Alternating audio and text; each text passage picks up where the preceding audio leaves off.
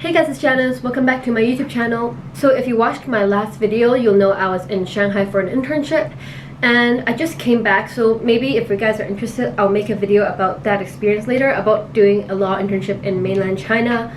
But for now, I'm back in Hong Kong and I'm currently in my parents' office, which is why this setting is weird.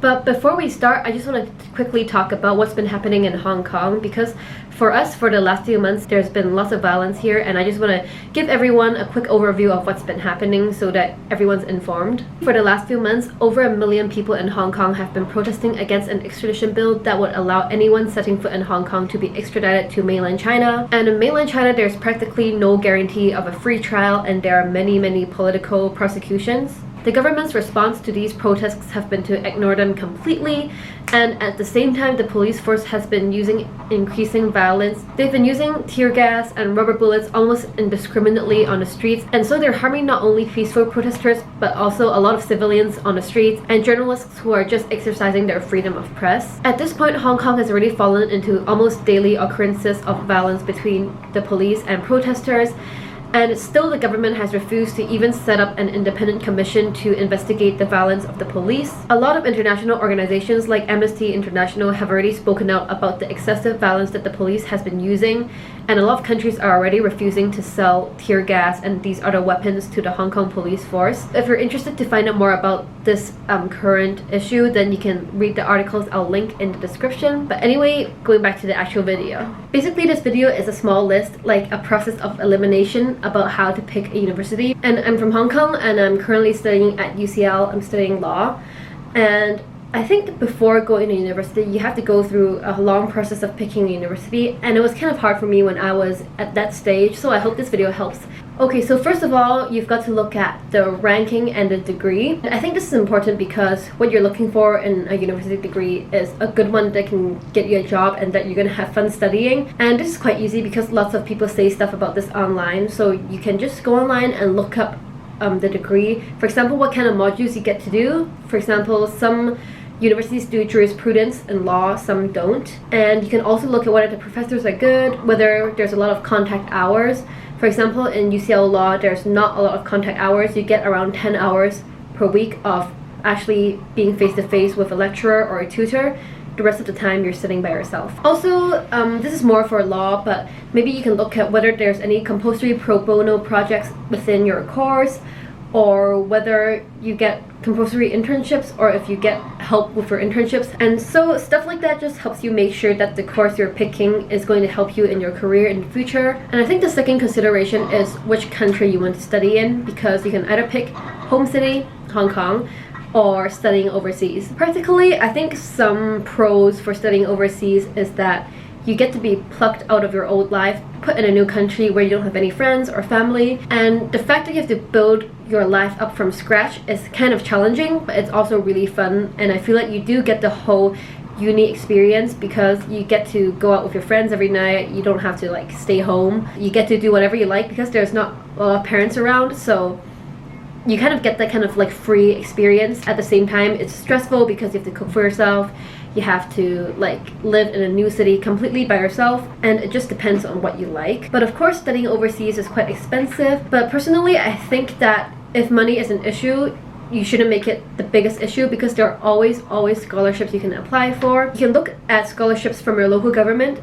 They often sponsor students to study overseas, or you can look at your university itself. So there's always different ways you can get the funding you need to study overseas.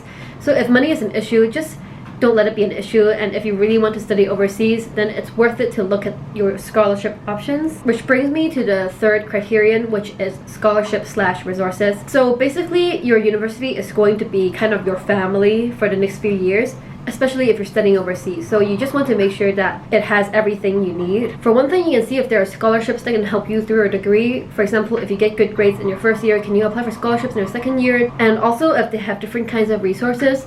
For example, if you have a YouTube channel, then you can see if the university will be helpful in that area. Will they provide resources for you? Or maybe they would like to partner with you for some stuff. And if there is stuff like that, then actually your university can help you a lot in doing your own hobbies. and so that's also worth looking into. But the most basic stuff is just club and societies, so it's worth looking into whether there are clubs and societies you'd like to join. For example, I remember UCL had like a Harry Potter society, which was interesting. So if you have rather obscure interests, it's good to look and see if the university supports that, or maybe you could start a new society. But just make sure that your university is a place with the atmosphere and the resources that you're gonna enjoy for the next few years of your life. Okay, number 4 is the actual location of the university. And I think if you're studying in the UK, this is actually quite a big deal. So I study in London, and one of my best friends studies in Norwich, and there is the hugest difference. London is always very busy. You're always in the center of everything that's happening.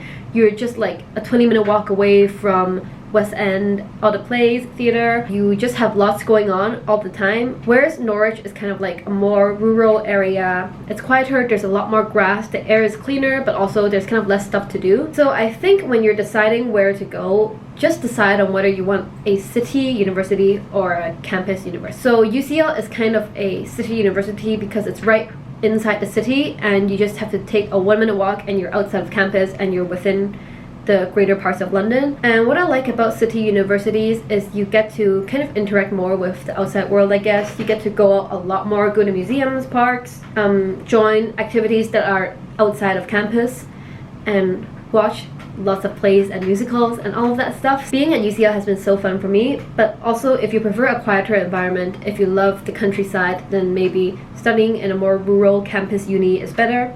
And so I think this actually makes a huge difference, because this is going to impact your lifestyle when you actually go study overseas. And so those were the 5 main things I looked at when I picked UCL. It had a good ranking for my course. It provided scholarship. It's a city uni, so it's in central London. And all that stuff just made it a good choice for me. And so I hope this video helps any of you who are still looking at your UCAS choices or looking into where to apply. Although, to be fair, wherever you end up, you're probably going to have fun and you're probably going to make new friends, and it's not the end of the world if you don't get into the university you like. So just be diligent when you're picking your university, do all your due diligence. But then it's not such a big deal if you don't get into the place you want the most. So that is all for my video today. I hope you guys enjoyed it. Again, check out the news articles I'll put in the description to see what's happening in Hong Kong, please. And that's all. See you guys soon. Bye!